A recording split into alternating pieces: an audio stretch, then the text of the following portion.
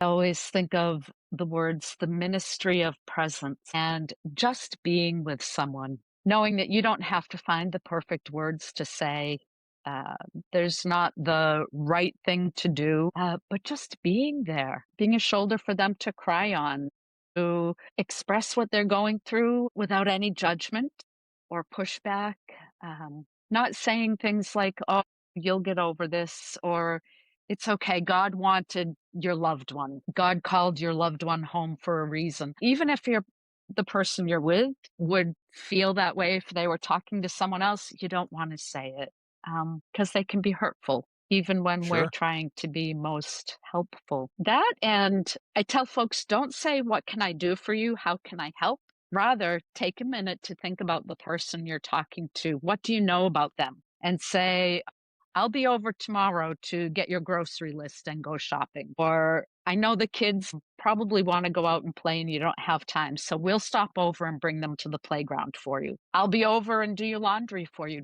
Be specific and tell them that you're going to do that, because it's easier for someone to say, okay, and let you come do that than it is for them in their chaotic mind um, to think about what needs to be done. Or to even ask. It's so hard for us to ask. It's always very helpful to be the hands and feet of Jesus, right? And Yes, go do whatever needs to be done, whether it's babysitting, whether it's a parent night out, or doing laundry, or going grocery shopping, or walking the dog, or there's 1,001 things that goes right? on in keeping a household afloat that we can immediately do because we do those things ourselves, and so we can offer our hands and feet and our compassion and our love to people. That is so very true. What lessons about living have you learned from walking beside the dying? To live life to its fullest, to take advantage of every moment that you have because you never know when it's going to be gone. Those are some cliche things, but they're so very true. Another one is a more practical one.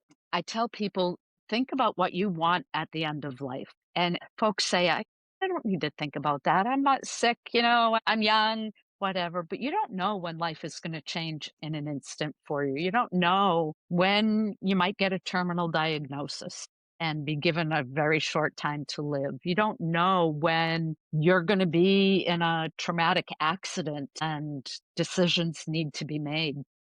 And they're not just the medical decisions about do not resuscitate or would I want a feeding tube, but they are decisions about how do you want to spend the end of your life? Would you want to be in a hospital or be at home when you're taking your last breaths? Do you want to be surrounded by family?